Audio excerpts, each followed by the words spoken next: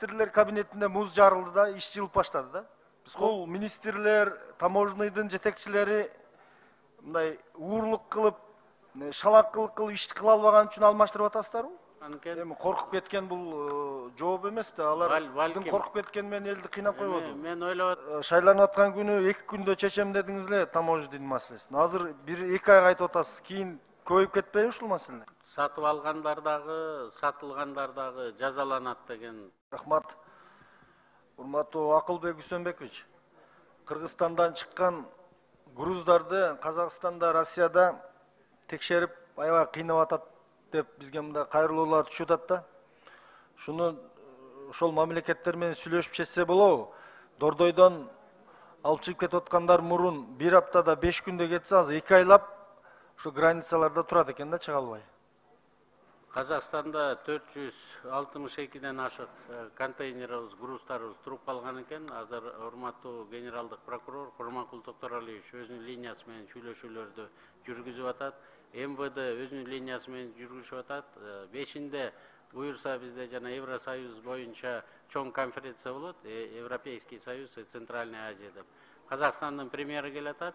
Биз аны менен дагы сүйлөшөбүз. Көчөгүнө чыкты, билсеңиздер керек. Мындан ары биздин машинелерди эгерде электронный счет фактурасы болбосо, анда кайра бизге кайрыйт, ичин токтоп кармап, ошол жакта кармап калышпайт. А эгерде электронный счет фактурасы болсо, биз уже Казакстан территориясында токтотпойбуз деген макулдашуу ишке кире баштады. Эми таможенный союзга киргенден кийин мындай кыйнабаш керек да. Экинчи суроом, мына айдоочу коомдук бирикмеси Акылбек Үсөнбекович. Мындай кайрылуу арыздар менен кайрылды да, бул жерде айтып атат, Өзбекстанга кирген жүк ташуучулар дозвол, уруксат кагаздарыбыз түгөнүп калган дейт. Министр транспорт көңүл бурбайт экен.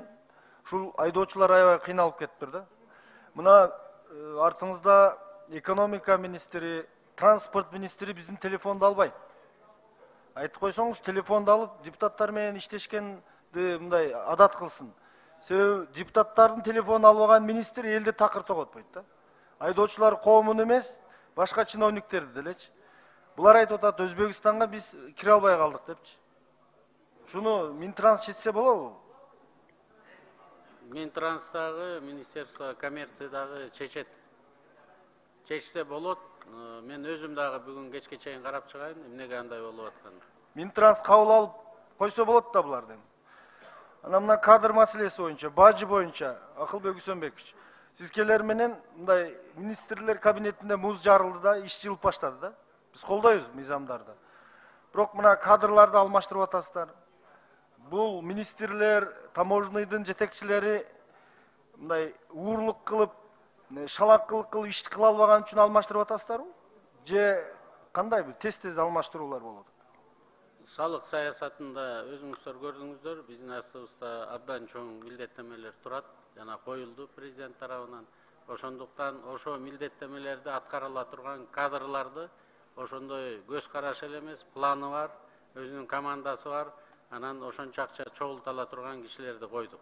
Жакында эле салык инспекциясын койдук. Салыкты алмаштырдыңыздар мисалы да. Анткени акциз боюнча ситуация оңолбой койду. Акциз боюнча ситуация арак, спирттик ичимдиктер боюнча оңолбой койду. Биз ошондон кийин көрдүк. Демек, эгерде арактан, сигареттен акциз чогулта албагандан кийин бул жетекчи планды аткара албайт. Биздин астыбызга койгон эмдиги жылы пландарды аткара албайт. Азыркы жаңы келген жетекчи ошонун үстүндө иштеп атат. Биз эмдиги жылы акциздан 328.000 декалитр эмес, план, мына азыркы бюджет менен да келдим сиздерге. 1.600.000 декалитрдан чогултабыз деген планды коюп атабыз өзүбүзгө. 5 эсе көп салык чогултабыз эмдиги жылы. Ошондой эле бажыдан. Бажыда дагы 2.400.000.000 сом отставание жабылбай койду. Мындан ары отура берсек, ошондой боюнча кете берчи дейт. Азыр ошону отставанияны дагы жаап, анан эмдиги жылы 50 миллиард сомдон ашык акча алып келе турган жетекчини койдум деп мен эсептейм. Жеке жоопкерчилик менин өзүм мойнумда, мунун үстүндө иштеп атабыз азыр. Азыр сиз жогоруда айттыңыз, Кытай, Кыргызстан жүк ташып жаткандагы таможный менен Минздравдын туура эмес иш алып барган 2 жылдан бери. Ушулар боюнча кайсыл жетекчилер жоопкерчиликке тартылды? Ушул Дордойдогу соодагерлерибизди кыйнаган үчүн. Эми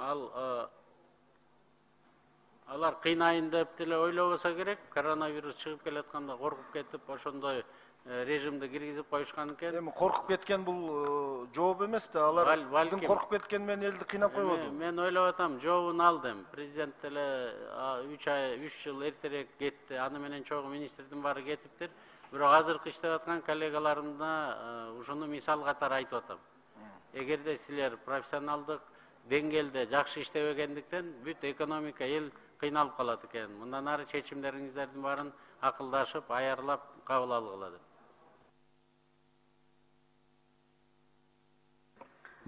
20 секунд. Казакстандын Алтын Көл станциясында миллиондогон долларлык кыргызстандыктардын товары турат экен да. Ушуну чечип берсеңиз. Анан шайланып аткан күнү 2 күндө чечем дедиңиз эле таможня маселесин. Азыр 1-2 айга айтып атасыз. Кийин көбөйүп кетпейби ушул маселелер? 2 күндө чечем деп кайсы милдетте мен алганды сиз менен дагы тактайын. Бирок чечем дегем, чечип келатам. Чечип келе жатасыз, ошол жөнүндө айттым. Алтын Көл боюнча так маалыматым жок, бирок ошол жакта кимдер бар экен бүгүн тактайбыз. Казакстан боюнча аракет кылып атабыз. Россия боюнча аракет кылып атабыз. Акылбек Үсөнбекович, сиз цифраларды аябай айтып, сонун сүйлөп атасыз да, Дордойдо эл кыйналып кетти. Кытай Кыргызстандын жүгүн 2 күндө чечем дедиңиз эле. Биз ошого ишенип, бардыгы сүйүнүп отурганбыз. Ошол маселе боюнча айтып атам. Кытай Кыргызстандыкы иштей баштады. Биз тараптан кеткен кемчиликтерди оңдоп атабыз. Көчөтөн бери мына мен кириштим таможняга толугу менен. Рахмат. Биз бул мыйзамды колдоп беребиз. Ишиңизге ийгилик. Анан мына мамлекетте тынччылык болсо, анан кийин экономика өнүгөт да. Мына алдыбыздагы 6 айдан бери келип аткан депутаттар бар. Ошолордун азыр региондордо жүрөт. Бүт баарын сатып алабыз деп. Ошолорго да көңүл буруп коюңуздар. Сатып алгандардагы, сатылгандардагы жазаланат деген президенттин принципиалдуу позициясы бар. Биз ошону так аткарабыз. Бүгүн Лейлектин акими жумуштан четтетилди. Шайлоо бүткөнгө чейин Исфана мэрине катуу сөгүш жарыяланды. Мындан ары кайсы бир аким, кайсы бир министр, кайсы бир кандидатка же кайсы бир партияга үндөй турган болсо, экинчи жумушка алынбай турган статья менен, за утрату доверия менен жумуштан кетет. Ал эми өзүңүздөрдүн коллегаларга мен комментарий бере албайм. Аларды өзүңүздөр бир сыйра карап койсоңуздар керек. Бирок алар деле ушу биздин ой пикирди бөлүшөт деп мен эсептейм. Президент өзү көзөмөлдөп атат. Даже укук коргоо органдар эгерде жакшы иштесе премия беребиз.